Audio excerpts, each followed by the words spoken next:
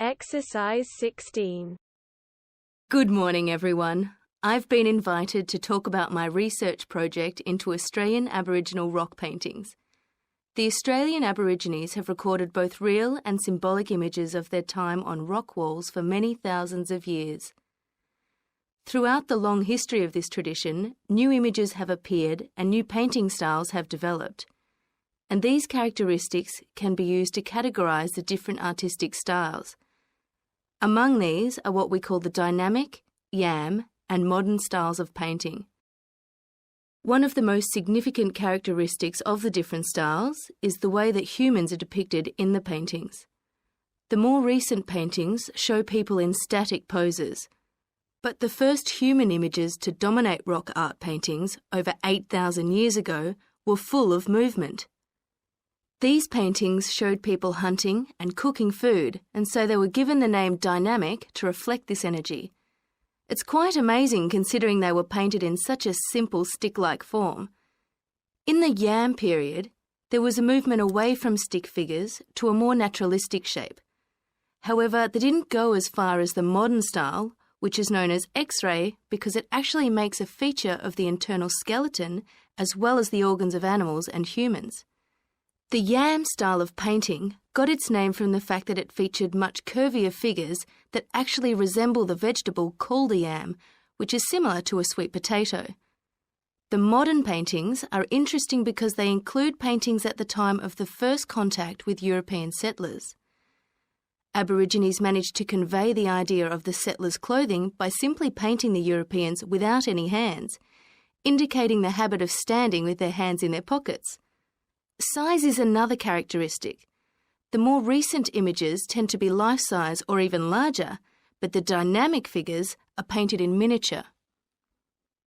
Aboriginal rock art also records the environmental changes that occurred over thousands of years. For example, we know from the dynamic paintings that over 8,000 years ago, Aborigines would have rarely eaten fish, and sea levels were much lower at this time. In fact, fish didn't start to appear in paintings until the yam period, along with shells and other marine images.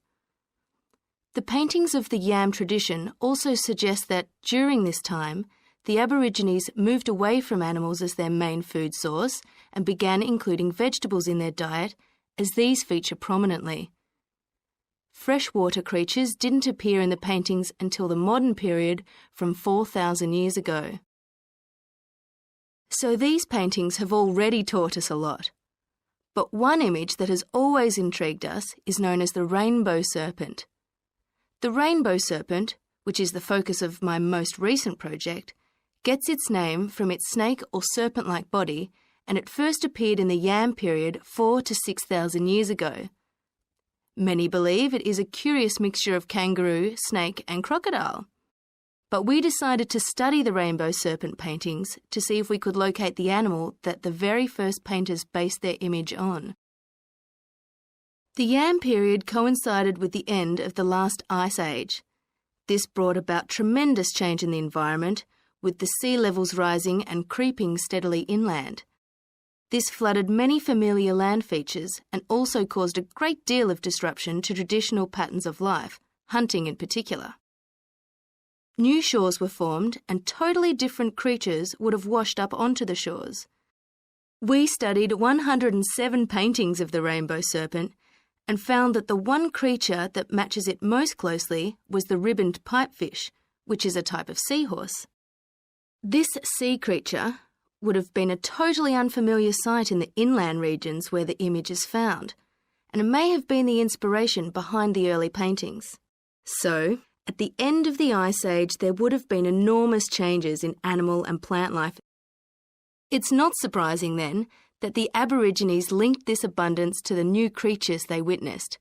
Even today, Aborigines see the rainbow serpent as a symbol of creation, which is understandable given the increase in vegetation and the new life forms that featured when the image first appeared.